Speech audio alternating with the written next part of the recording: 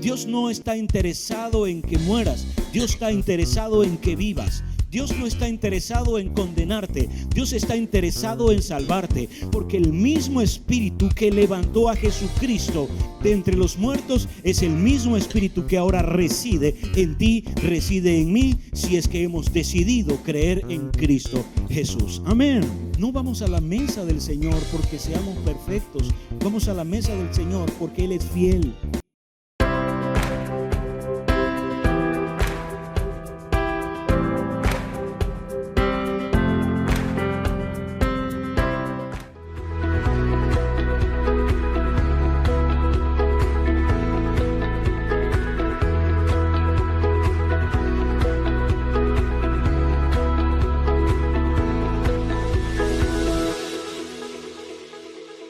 Quiero saludar a quienes nos ven a través de nuestra iglesia en línea, quienes nos escuchan a través de la radio, a través de Dinámica, cada domingo por la mañana a través del programa Principios para la Vida, hoy desde acá de nuestra sede en Las Mercedes, en Cabudare, una maravillosa ciudad acá en nuestra querida patria, Venezuela.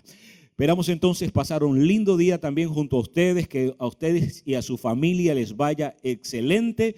Y desde acá, la iglesia Las Buenas Nuevas de Cabudare, con un fuerte aplauso, les damos la bienvenida a todos los que hoy nos ven y nos escuchan a través de los medios. Hoy quiero compartir un tema que he llamado la grandeza de Dios en acción. La grandeza de Dios en acción.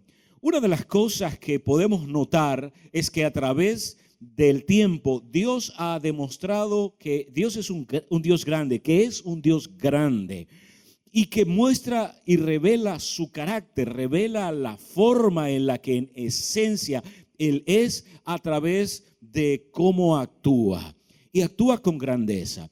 Cuando uno mira ciertos detalles en la vida,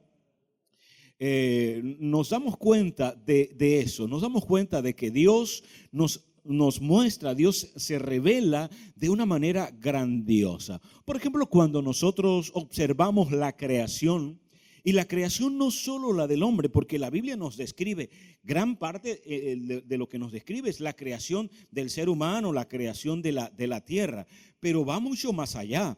Dios creó todas las cosas que existen, porque sin Él nada de lo que existe existiría. Así que no solo se trata de la creación de la tierra, de la creación del ser humano, sino de la creación de cada área, de cada cosa que existe en todo lo que existe. Cuando uno mira el universo, se da cuenta aquello que dice el Salmo número 8. David escribiendo decía: Señor, me pregunto, cuando miro los cielos, las estrellas que tú formaste, me pregunto, ¿quiénes somos los seres humanos para que nos tomes en cuenta y nos visites? Estaba reconociendo la grandeza, la majestad de un Dios creador de todas las cosas, porque imagínense cuál será el tamaño de Dios que creó el universo.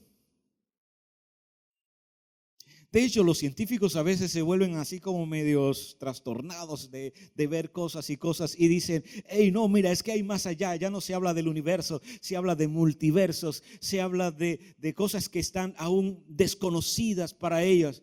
Y la verdad es que debemos reconocer algo: y todo lo que existe, si existe, existe porque Dios lo ha creado.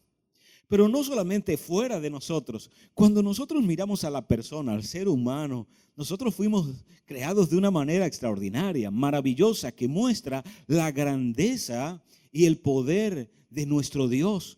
Cómo en una persona tan pequeña puede residir tanta grandeza, aún en el propio diseño. Un Dios que está pendiente de los detalles. Mira, si nos ponemos a pensar ya en el obrar, en el actuar de Dios en Cristo, por ejemplo, podemos notar que a través de la obra de Cristo hubo milagros, manifestaciones extraordinarias de Dios. Por ejemplo, acercarse a una persona que estaba enferma y simplemente con mencionar una palabra quedar sanada. Por ejemplo, un hombre que tenía la mano seca, simplemente Jesús se acerca a él, habla con él y en ese momento la mano vuelve a cobrar vida. ¿Sí? Forma parte de la grandeza de Dios. ¿Y qué diremos del Antiguo Testamento? En el Antiguo Testamento, por ejemplo, en el tiempo del pueblo de Israel, cuando el pueblo sale de Egipto y se encuentran frente a un mar, y lo que hace Dios es separar las aguas para que el pueblo pudiera pasar en seco. Bien, ¿sabes qué tenía que ocurrir para que tal cosa pudiera llegar a suceder? ¿Qué cosas en la física tenía que ocurrir para que un hombre, un rey, le dijera al profeta que retrocediera el tiempo, retrocediera el reloj del tiempo y que esto se retrocediera 10 grados? Solo puede hacerlo un Dios que es grandioso, un Dios que es poderoso. Muy bien. El mismo que hizo llover maná del cielo, ¿qué hace falta para que tal cosa ocurra? Bien. Ahora, ¿qué tiene que suceder? Lo que quiero mostrarte con esto es que Dios es un Dios grande, pero hay algo que mostró en mayor cuantía su poder, su autoridad, su grandeza y que refleja su carácter, y fue la resurrección de Jesucristo. Porque no solamente era intervenir en lo creado, sino dar vida, sino demostrar la autoridad y el poder que se tiene sobre la vida. Cuando nosotros pensamos entonces en Jesucristo, cuando pensamos en la resurrección de Jesucristo, debemos entender que esto revela la grandeza del carácter de Dios. Y quiero que lo pensemos. Jesús está entre nosotros. Dice que de tal manera amó Dios al mundo que envió a su Hijo Jesucristo para que todo aquel que en él cree no se pierda, sino que tenga vida eterna. Así que Jesús está entre nosotros, entre los seres humanos. Dice que estando allí hizo muchas cosas, mostró hacia las personas un camino, en fin. Pero llegó el momento de cumplir aquello que venía a hacer, que era dar su vida para que la humanidad pudiera tener la oportunidad de reconciliarse con Dios. Así que este momento no era fácil, este momento no era sencillo, era atravesar un momento de la muerte, un momento que era prácticamente un tiempo complicado, un tiempo de dolor, un tiempo de sufrimiento, tal como lo describe la Escritura, tal como lo describen los evangelios. Bien, ahora, si Jesús solo se hubiese quedado con morir por nosotros, si se hubiese conformado solo en morir por la humanidad, se hubiese convertido en un mártir. ¿Sabe? Un mártir es aquel que es capaz de morir por otro. Bien, pero el asunto es que si Jesús solo hubiese muerto, quizás nosotros habríamos sido perdonados, porque la paga del pecado era la muerte. Así que el precio para ser perdonados era que alguien muriera. Y si Jesús moría, nosotros íbamos a ser perdonados. Pero con su resurrección, Él lo que nos devolvió fue la vida. No solo el perdón. Tenemos vida porque Cristo ha resucitado. Bien. Y esto muestra el carácter de Dios de diferentes formas. Yo quiero resaltar algunos detalles en cómo Dios actúa tomando en cuenta ese hecho, la resurrección de Jesucristo. Aquella mañana dice que habían dejado hacía unos días atrás el cuerpo en una tumba, habían colocado una piedra con un sello real sobre ella para que nadie pudiera entonces robar el cuerpo. Así que aquella mañana unas mujeres que habían dispuesto ir para preparar el cuerpo de Jesús, porque no habían tenido tiempo de hacerlo, porque se había acercado el Shabbat y no podían entonces retrasar más el entierro de él. Ellas se habían preparado para ir el primer día de la semana y poder preparar el cuerpo de una mejor manera. Iban pensando, pero ¿quién nos moverá la piedra? Pero llegando al sitio, dice la Escritura que lo que sucedió es que estaba allí un ángel. Y el ángel les dijo: ¿por qué buscan entre los muertos al que está vivo. Él no está aquí. Ha resucitado. Ha resucitado. Mira lo primero que yo quiero mencionar. La resurrección de Cristo revela que Dios está comprometido con la vida. Dios es un Dios que está comprometido con la vida. Ese Dios maravilloso y grande, su compromiso es en esa área. De hecho, Dios es Dios de vivos. Así dice la Escritura. Dios es Dios de vivos. ¿De dónde surge esta frase? Dice la Escritura que allí en Éxodo capítulo 3, que Dios dispone a hablar con un hombre llamado Moisés. Y lo hace a través de un arbusto, una zarza que estaba en llamas.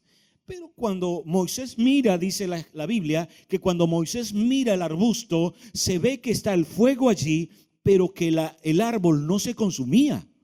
Y eso le llama la atención.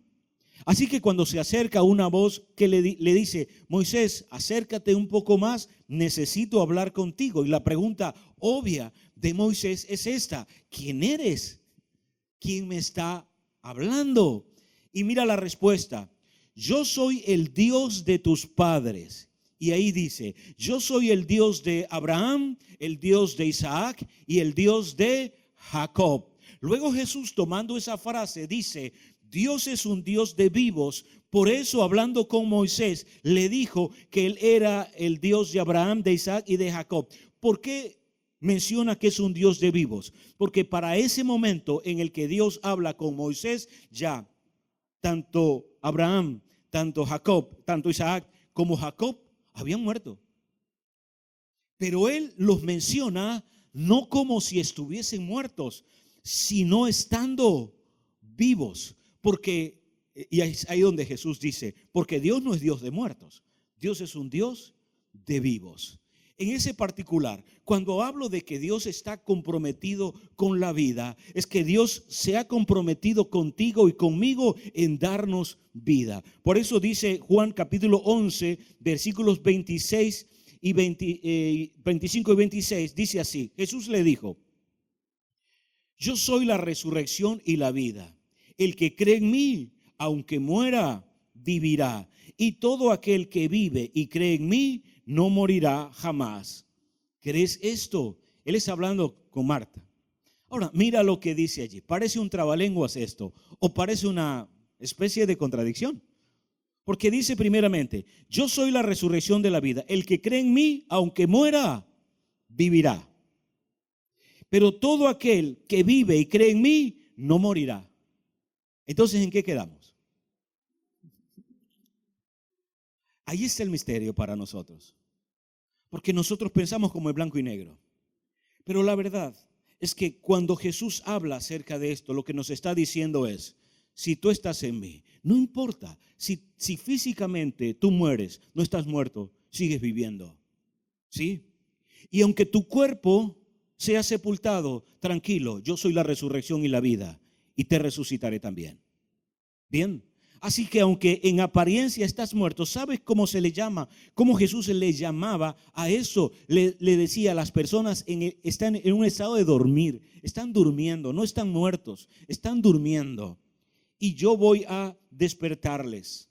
Bien, ¿por qué? Porque en Cristo hemos pasado de muerte a vida. Eso es lo que Cristo compra con la resurrección. Es la esperanza y la seguridad de que Dios está comprometido con la vida. Dios es el dador de la vida y su compromiso es con la vida y no con la muerte. No con la muerte. Dios no está interesado en que mueras. Dios está interesado en que vivas. Dios no está interesado en condenarte. Dios está interesado en salvarte. Dios no está interesado en que estés separado de Él. Dios está interesado en reconciliarte con Él. Dios no está interesado en que tú vivas preocupado por la vida, sino que disfrutes de vida y de vida en abundancia. Y lo demostró, ese compromiso lo demostró resucitando a Jesucristo de entre los muertos. ¿Por qué? Porque con eso demuestra que su compromiso es con los vivos. ¿Cómo afecta esto nuestras vidas? ¿Cómo afecta esto nuestra cotidianidad? ¿Cómo afecta esto nuestra conciencia? ¿Cómo afecta esto nuestra percepción de la vida, nuestra percepción del mundo? ¿Sabes una de las cosas que los seres humanos buscan constantemente? ¿Sabes una de las cosas por las que se preocupan?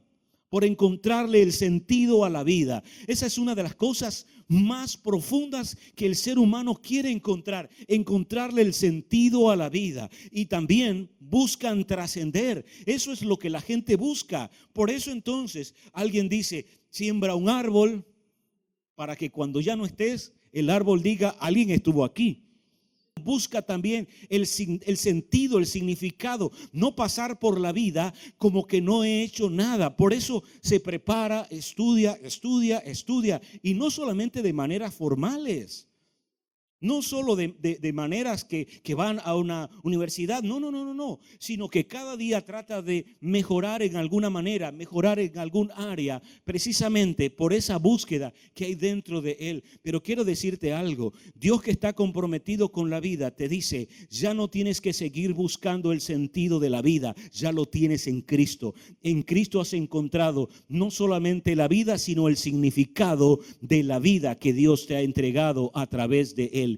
Ahora, no solamente está comprometido con tu vida eterna, que lo está, por eso ha mostrado en Cristo un camino de salvación para que tu vida sea eterna, pero Dios, esa eternidad incluye tu ahora, incluye tu hoy. Dios está comprometido con tu vida hoy. Por eso podemos afirmar que Dios está comprometido para que te vaya bien. Y ese es mi anhelo, es mi deseo, es mi oración, como decía Juan. Es mi oración para ti este día, que te vaya bien. Por eso el salmista decía, no permitirás que tu siervo vea corrupción.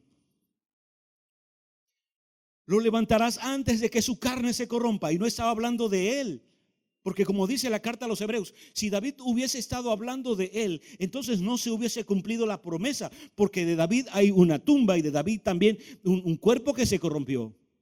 Estaba hablando de Cristo, estaba diciendo, no permitiste, el tiempo que pasó no fue suficiente, ni siquiera para que su cuerpo se corrompiera. ¿Por qué? Porque Dios estaba comprometido con él. Ahora, si Dios está comprometido con su hijo, y tú eres su hijo, y tú eres su hija también, Dios está comprometido con tu vida. Mira lo que dice el apóstol Pablo en la carta a los Romanos capítulo 6 verso 23. Porque la paga del pecado es muerte, pero la dádiva de Dios es vida eterna en Cristo Jesús, Señor nuestro. ¿Qué es lo que Dios nos ha entregado en Cristo? Vida. Cuando nosotros enfermamos, una verdad como esa nos mantiene confiados.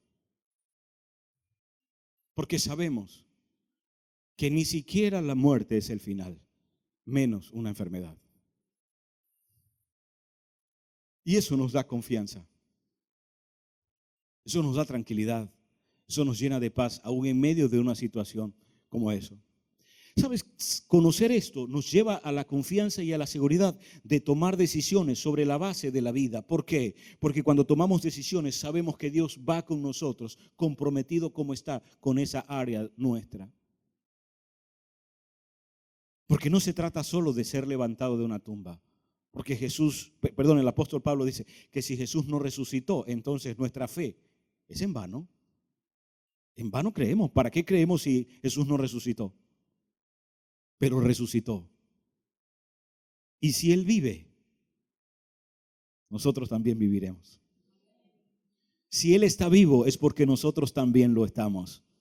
Vivimos en Cristo y vivimos para siempre.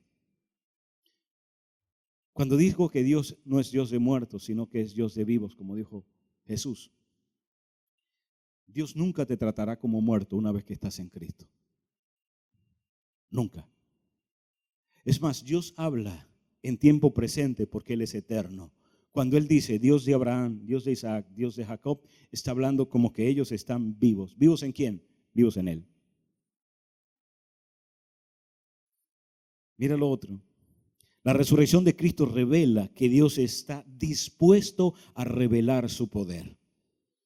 Es otra parte de su carácter. Dios es todopoderoso. En esencia, Él es todopoderoso.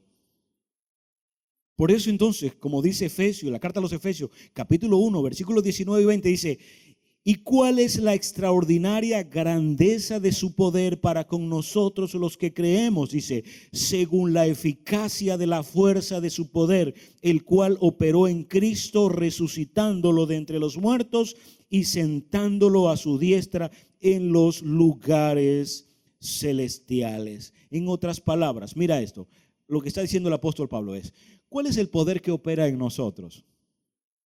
¿Cuál es el poder que actúa en nosotros como hijos de Dios? ¿Cuál es el poder que actúa en la iglesia? ¿Cuál es el poder que actúa en los creyentes? En aquellos que hemos determinado seguir y creer en Jesucristo. Dice, actúa el mismo poder, la misma fuerza que actuó y que operó. Me encanta esta versión porque dice que operó en Cristo, resucitándolo. Porque el mismo espíritu que levantó a Jesucristo de entre los muertos es el mismo espíritu que ahora reside en ti, reside en mí, si es que hemos decidido creer en Cristo Jesús. Amén. Ese es el poder. Ahora, es un poder que tiene algunas implicaciones. No solamente se trata del poder dunamis, que lo incluye. Ese poder que es fuerza, que tiene autoridad sobre ciertos asuntos, sino que también es un poder que es legal. Es legal. Nosotros recibimos este poder, dice, que cuando nosotros creemos en Jesucristo, Él nos da el poder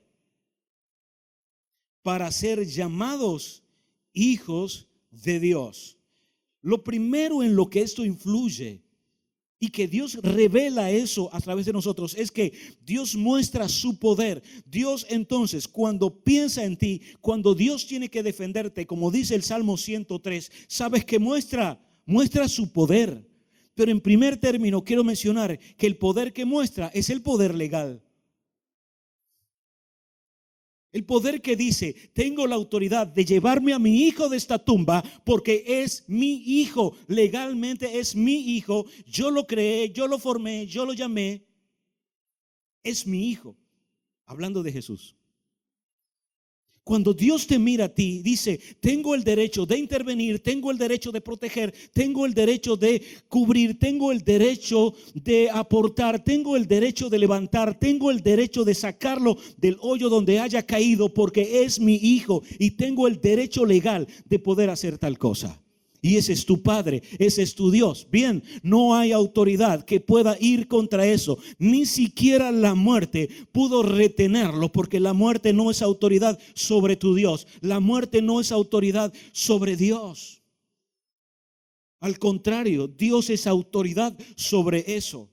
Así que ese poder al que tú has sido incorporado en ese nuevo pacto del que hemos hablado tanto, ese poder te da el derecho de vivir con confianza, te da el derecho de vivir con esperanza, te da el derecho de vivir con la seguridad de que estás bajo la poderosa mano de aquel que todo lo puede, de aquel que todo lo sabe, de aquel que tiene la capacidad de intervenir y que nada puede ir contra su autoridad y su poder, porque Él es omnipotente, lo que significa que tu Dios es todopoderoso. Amén. Pero no solo eso, sino que también es el poder de fuerza. También es el poder que hace que las cosas se muevan, que las cosas cobren un sentido, que sigan un rumbo, que tomen un determinado curso. Tiene el poder para hacer que tal cosa suceda. Es un poder extraordinario el de Dios. Jesús le dice a sus discípulos en una oportunidad, iban a pasar a otro lado y dice, adelántense, váyanse adelante en la barca. Y ellos se fueron. Y ya era así como de noche, y de pronto dice, voy a alcanzarlos. Y se pone a caminar sobre el agua. Y se les acerca caminando sobre el agua. Y estos se asustan. Se asustan tanto que creían, dice la Biblia, que era un fantasma. Dice que se acerca a ellos y entonces les dice, hey, tranquilos, no tengan miedo, soy yo. Y Pedro dice, si eres tú, manda que yo camine sobre el agua. Bien. Y Jesús le dice, camina, Pedro. Y dice que él se baja de la barca y comienza a caminar sobre el agua. Pregúntate, ¿qué hace falta, físicamente hablando, para que tal cosa llegue a suceder?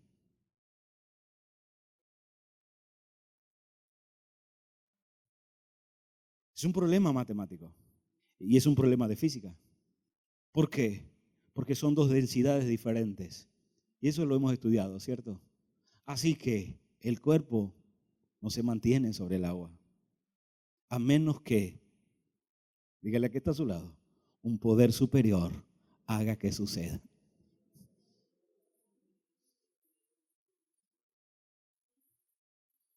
Después que un cuerpo ha muerto, su espíritu se ha separado y el espíritu ha ido a Dios.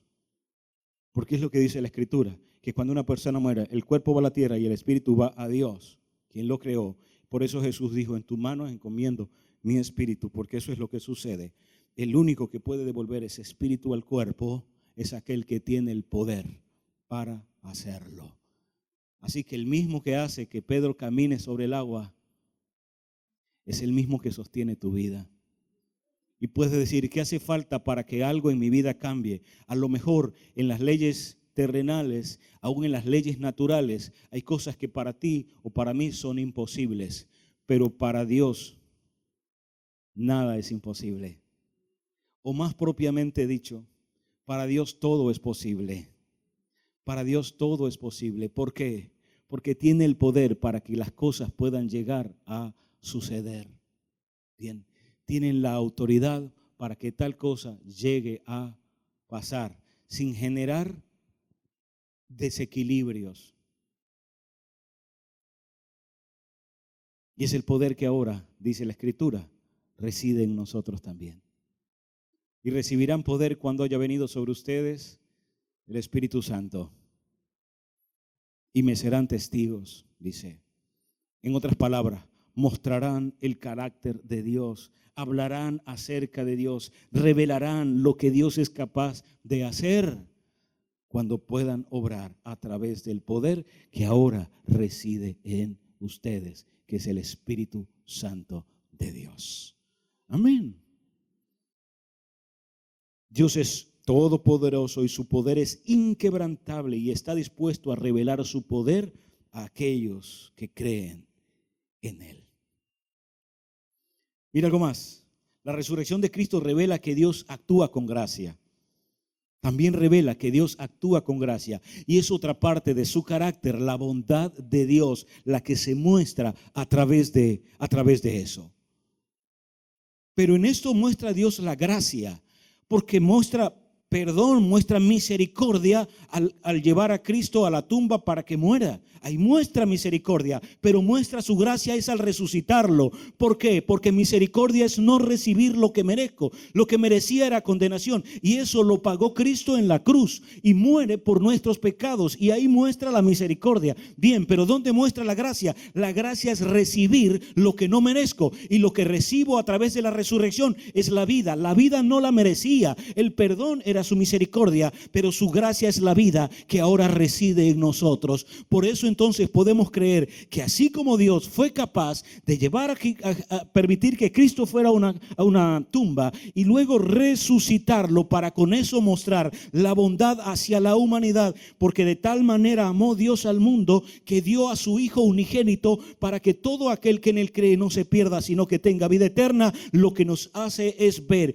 nos revela la bondad que hay en el corazón de Dios, en el carácter mismo de Dios. Ahora, ¿cómo te trata Dios? Con gracia y con bondad. Y eso influye sobre nuestras vidas de manera importante. Nos hace ser más seguros, nos hace actuar con mayor tranquilidad, con mayor confianza, porque no estamos como tratando de huirle a algo, como tratando de justificar algo, sino experimentando y viviendo en la gracia que es el favor no merecido que de Dios hemos recibido. Porque por gracia somos salvos y eso no es de nosotros, sino que es un regalo de Dios, es un don de nuestro Dios. Y muestra esa bondad para con nosotros al levantar a Cristo. Pastor, ¿qué significa que en eso muestra gracia y bondad? Que si Cristo no resucita, tú y yo no tendríamos esperanza de vida. Pero como Cristo resucitó, tenemos esperanza eterna, esperanza de vida. Mira lo siguiente.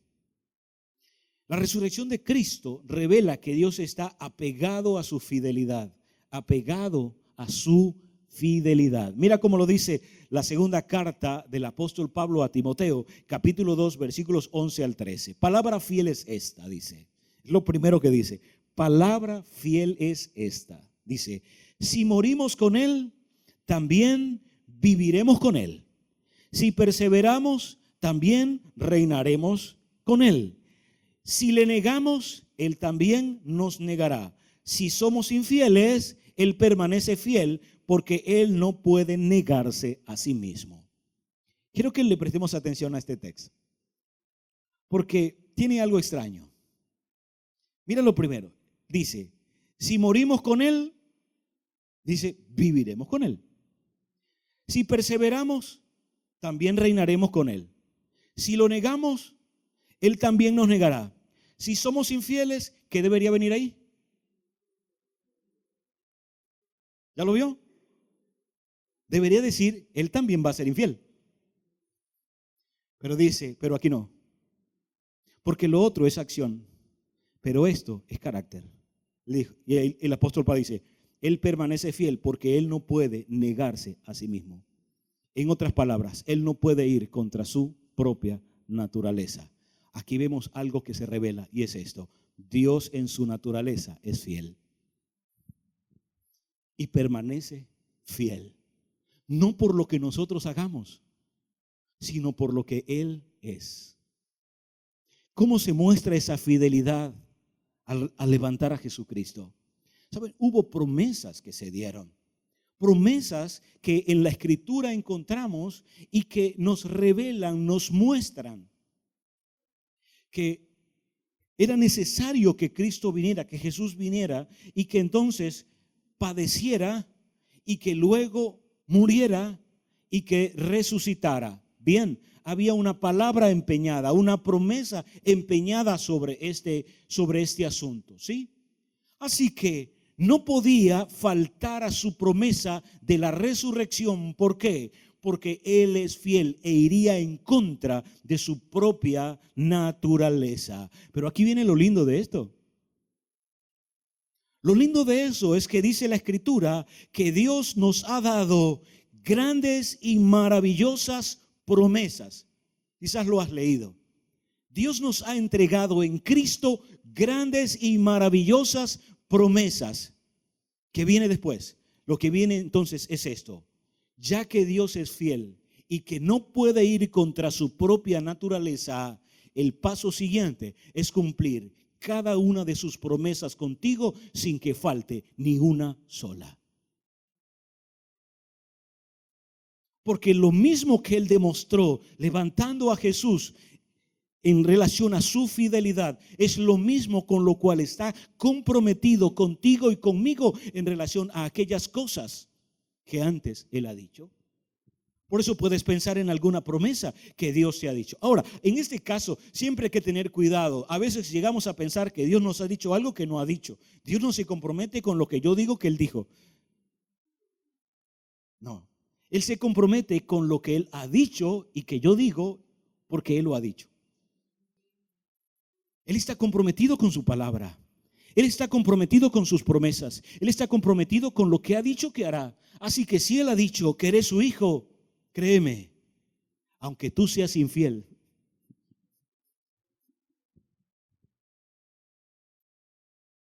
Él permanece fiel.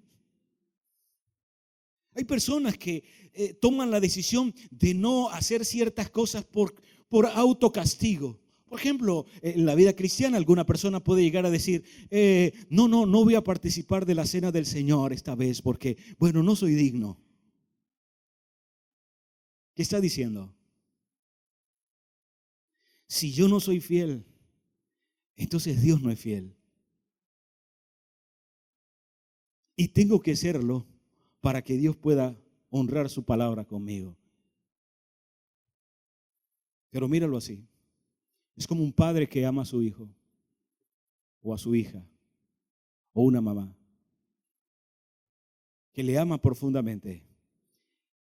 ¿Y qué padre que ama a su hijo o a su hija? Porque esta o él comentan una falta, le dice, usted esta vez no come. Claro, y por eso lo menciono, porque creemos que si nos portamos bien, tendremos el bien, y si nos portamos mal, tendremos el mal. Así crecimos, ¿cierto? Pero así no es con Dios. Ahora, un padre que ama a su hijo, ¿le dejará sin comer solo porque haya cometido una falta?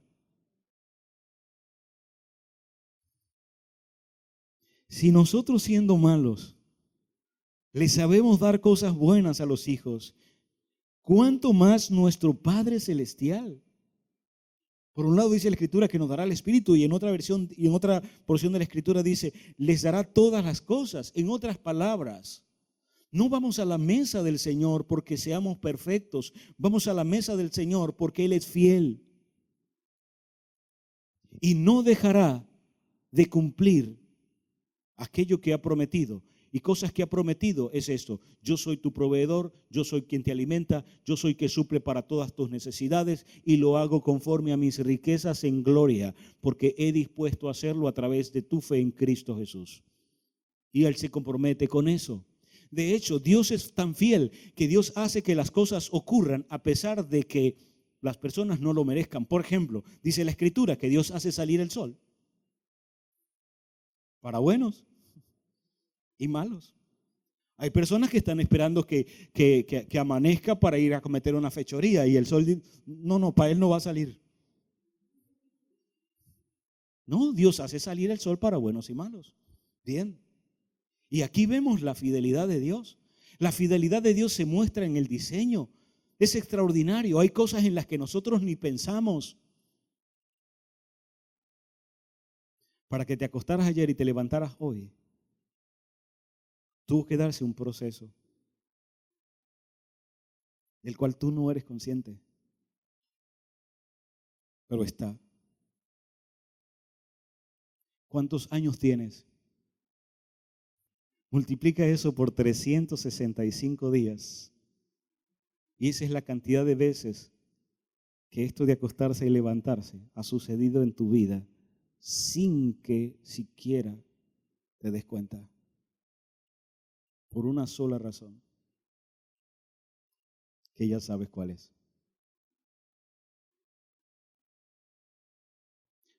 Ahí tiene sentido lo que dijo Jesús, porque nos fascinamos con estas cosas. Bien, ahora mira lo que dijo Jesús. Si Dios sabe aún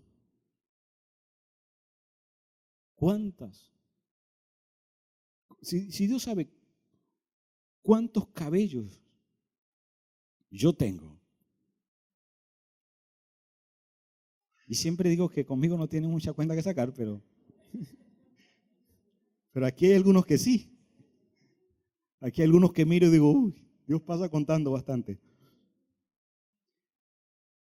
Si Dios sabe aún los detalles de tu vida y provee para ello, aquí viene lo lindo. Dice, ¿cómo es que Dios no proveerá aún para las cosas más elementales, como por ejemplo, qué comerán y con qué se vestirán?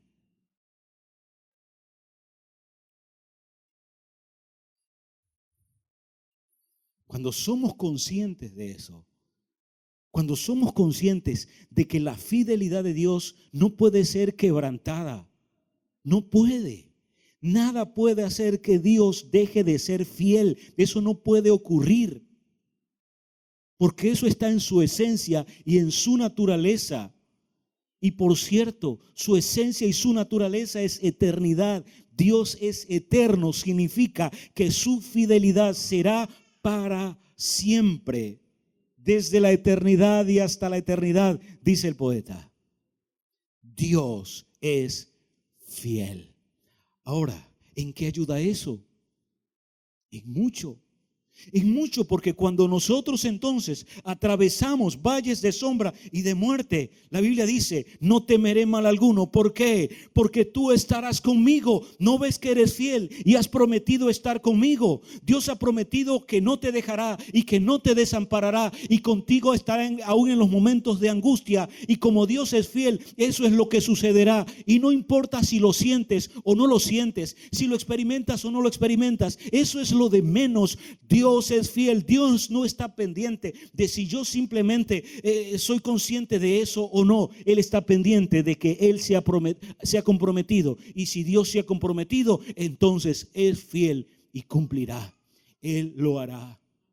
Dice, aún dice la Escritura en el libro de Corintios, en la carta a los Corintios, no te ha sobrevenido ninguna tentación que no sea humana, no te ha sobrevenido ninguna prueba, dice, que no sea humana, pero fiel es Dios, que no te dejará ser tentado más allá de la capacidad que tienes para resistir, y te dará juntamente con la tentación, te dará también la salida. Dios está comprometido con las capacidades que te ha dado. Dios está comprometido con la forma que te ha diseñado. Dios está comprometido con aquellas cosas que te ha entregado, y dice que Él es fiel.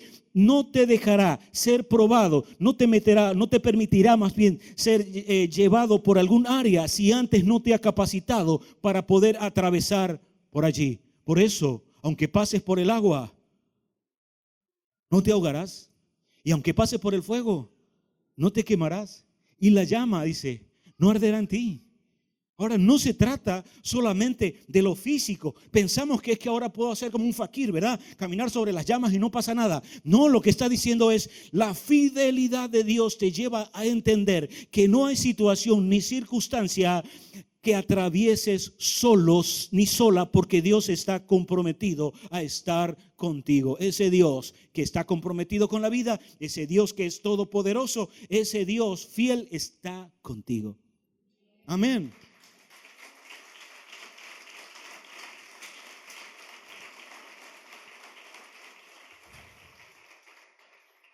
Por eso creo que los seres humanos pueden confiar en sus promesas. Y cierro con esto. La resurrección de Cristo revela que Dios está, o que Dios lo hace todas estas cosas por una sola razón. Y esta es la linda, por amor.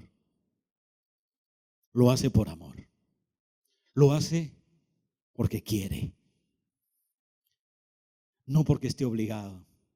Lo hace porque te ama. Lo hace porque me ama. Y es allí entonces, repito, donde decía David, Señor, ¿quiénes somos? ¿Por qué nos tratas así? ¿Por qué nos tratas con tanta bondad?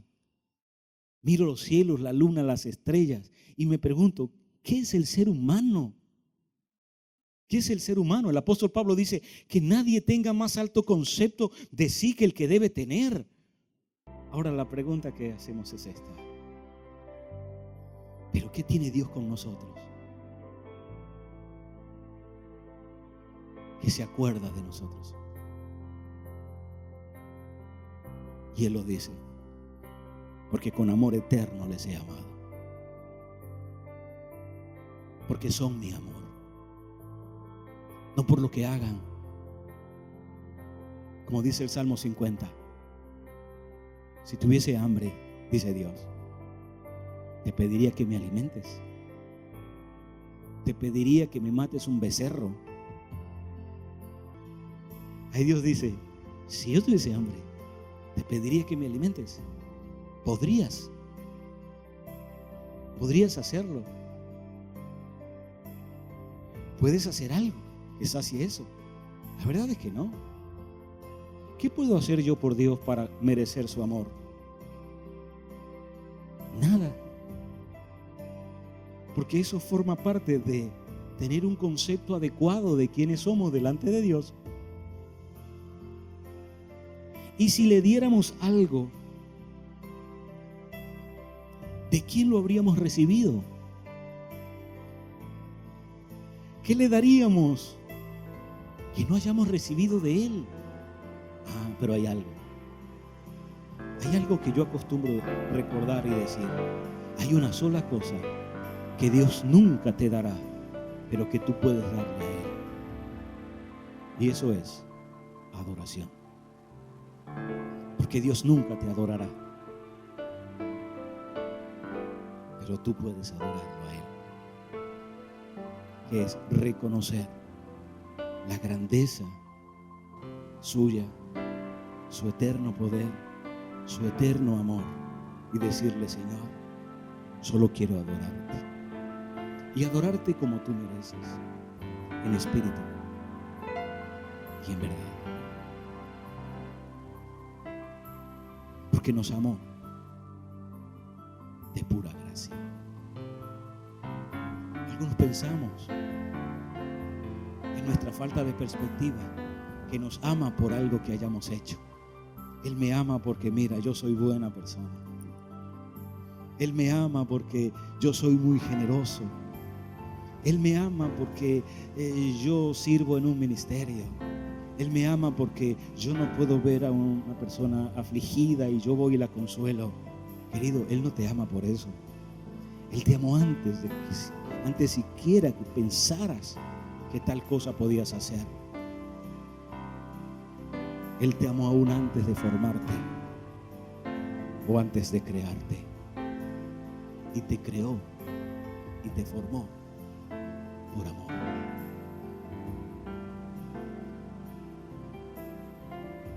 Ese amor infinito y maravilloso, del cual hoy podemos ser conscientes. Querida familia, hoy es un buen día para recordar aquello que Dios hizo, resucitando a Jesucristo. Pero ya eso ocurrió hace más de 2000 años para nosotros. Pero sobre todo es recordar que eso sigue vigente en nuestras vidas. Que el mismo Dios que hizo eso es el mismo Dios que ha decidido levantarte. Y a lo mejor aquí hay una persona que siente que está caída. Salmo 103 dice: el Señor es el que rescata del hoyo nuestra vida.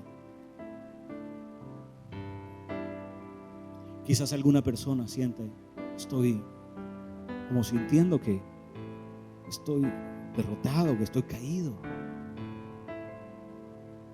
Yo quiero que seas consciente de esto. Su amor te levanta. No es tu conocimiento. Tu conocimiento es finito, es pequeño. Mi conocimiento es pequeño.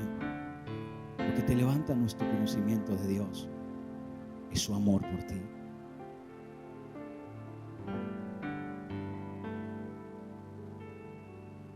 Quizás estás atravesando un tiempo de enfermedad. Y dice el Salmo 103 que Él es el que te sana. Es el que puede hacer una intervención para que tal cosa llegue a suceder. Si fallaste, Él es el que te perdona.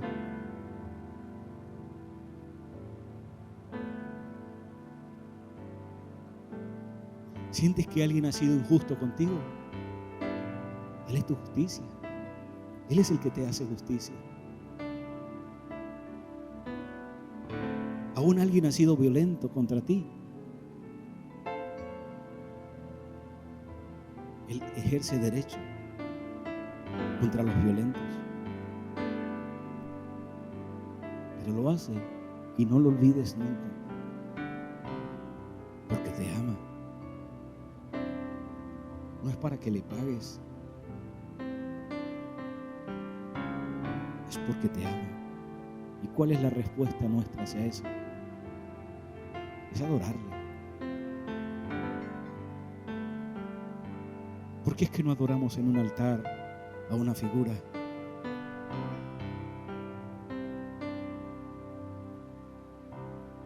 porque eso no dio la vida por mí, eso no dio la vida por ti. ¿Por qué no adoramos a María? Aunque la honramos y la estimamos profundamente porque es la mamá de nuestro Salvador, pero no la adoramos porque ella no dio la vida por nosotros.